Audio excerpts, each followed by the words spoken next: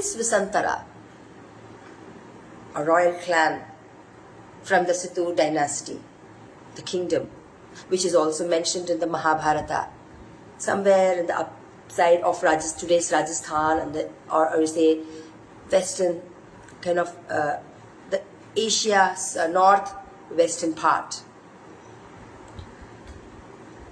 So Prince Visantara was born to the noble king and a divine queen, Sanchaya and Pusati. Sanchaya, known for his nobility, known for his generosity, charity.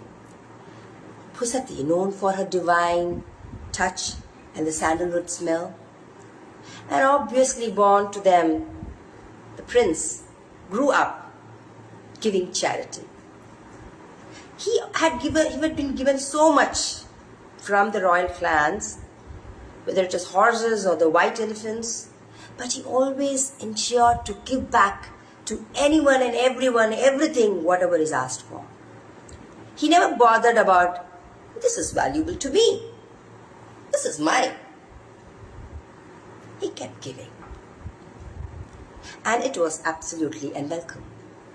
When he was just 8 years old, when he was sleeping on his couch, thought disturbed his mind, saying, you're giving what others are giving to you. You're just giving it, but that doesn't belong to you. What can you give that belongs to you? And then he prayed to Sakha the god that one day, if wished, he can give his heart and flesh, whatever it belongs to him. Likewise, when he grew up, he got married to a beautiful, a very obedient wife, Madari. They were living a very peaceful life. They had beautiful young offsprings, Jali and Kanha, the daughter. And one fine day when our prince was going around his kingdom on his white elephant, and the white elephant seemed so magical, it became the root of prosperity across his land. And as he was going on his white elephant, there came the king of Kalinga. The Kalinga, the land, was fuming with drought, where people were crying out of hunger and pain. The king of Kalinga, who knew about the generosity of this king, of this prince, had come to the land for help. When the prince heard his story, he didn't think a second. He just got down from his white elephant and he gave the white elephant to the king of Kalinga, saying, I could have given you grains, I could have given you gold and coins, but that shall not solve the problem of your land.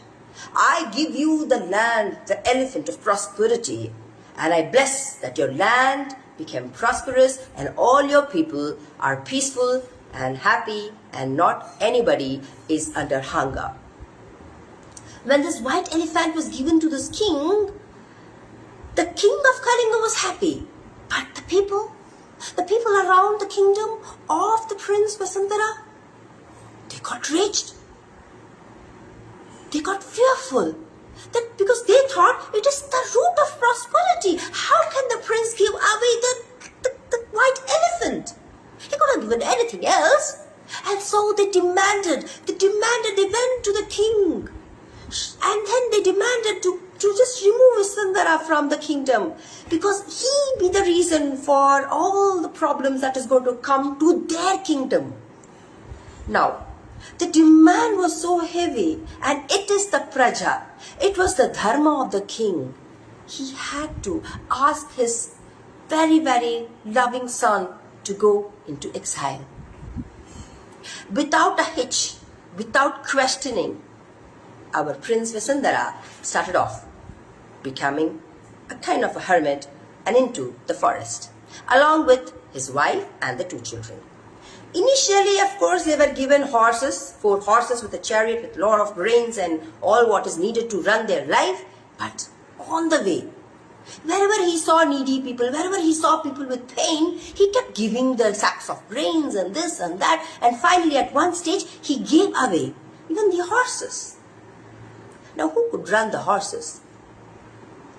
They were stuck just in the middle of the jungle. Suddenly, there came 4 beautiful angels, and they took the form of 4 beautiful deers.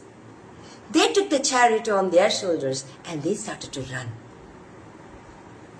Few miles later, they were again, when Vasundhara saw people and they were in a lot of pain, he again started giving charity, and all the stacks, all the grains, everything, even the chariot was given away as Dhana, as the charity, leaving him, wife and the 2 children just standing in the forest. He knew that he had to find a shelter before the dawn so that his children should be saved from the wild animals. So he just took a top of the hill, and as he walked up, what he saw were 2 abandoned huts, as if it was just made for him. They went and started their life living just like the hermit. His wife, Madhuri, was very obedient and very, very understanding. She knew that Vasundhara can never say no to anybody coming for help. Just the fear that she held in her mind and heart, she knew that one day will come that she will grow totally silent. It was that day when an old wicked beggar, who also had a very young wife, and that wife was so obedient that one day she got totally beaten up by the other women of the village, saying, so how can you be so obedient? And she was so well tortured that she got so scared to go out of the house, and she demanded this old wicked beggar, saying, I can't go anymore, I cannot go and work, please bring me servants, I cannot work anymore. And to bring the servants, he went and asked Prince Vasundhara.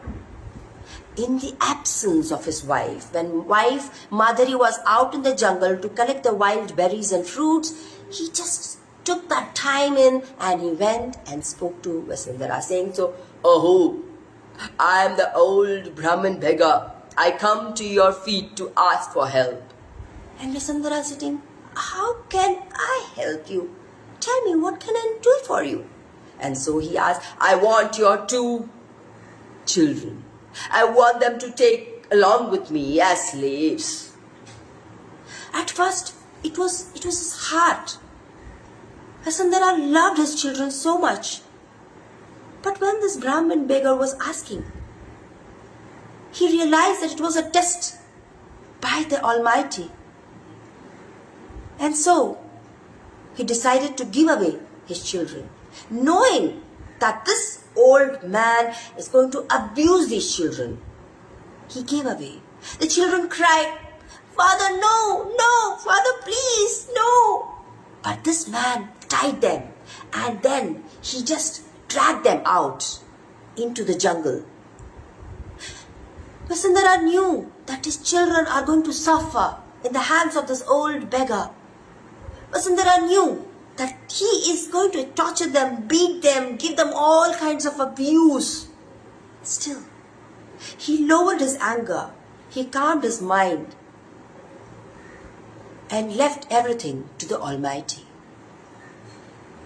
This wicked old beggar who took these 2 children was so bad that he kept on beating them. He never gave them any food on all his way.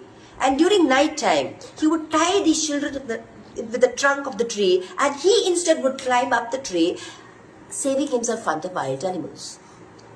Night time, dark, and children would cry, oh, and they're out of hunger. And by the time, the angels would come down, take the form of Madhuri and Vasundhara as a father and a mother. They will come down to the children and they will feed these children. Morning, again the man will get down and he will take the children up, and then he will take towards his hut where he was supposed to go.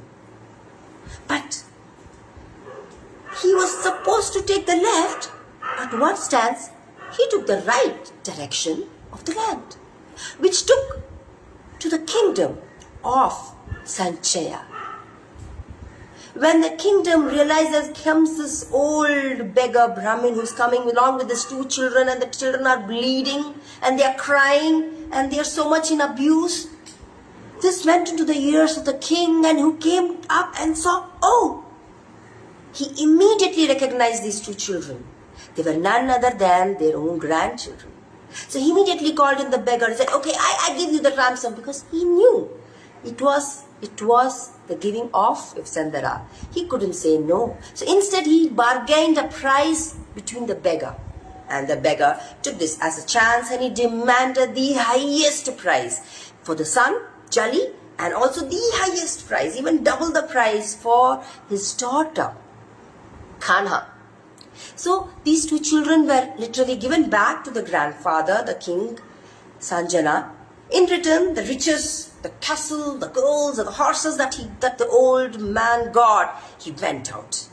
And in the big castle that he had, he got it. He was so happy and he was so greedy. He had everything. And he went inside the castle. He saw a huge table and full of food and delicacies. Long time that he had had such a feast. So he sat down, he started eating this and that, till his stomach was half full. And then he started eating more till his stomach was light full. And then he started to eat more till his stomach was full. And then he started eating more till the stomach was tightly full. And then he continued eating. He gulped and smashed and squeezed and ate so much. It just got very much stuck in his throat and to his chest.